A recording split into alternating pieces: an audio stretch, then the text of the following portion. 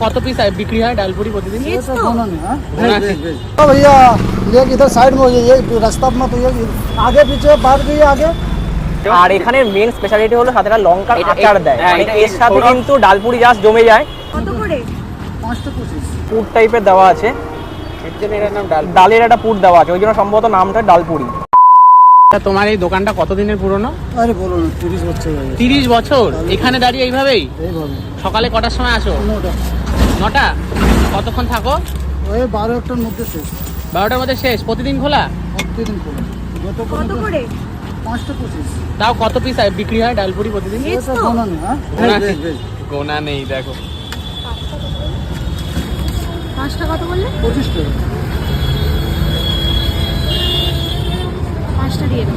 আরে নিয়ে যাবো। নিয়ে যাও। বাবু 500 টাকা দাম নেই।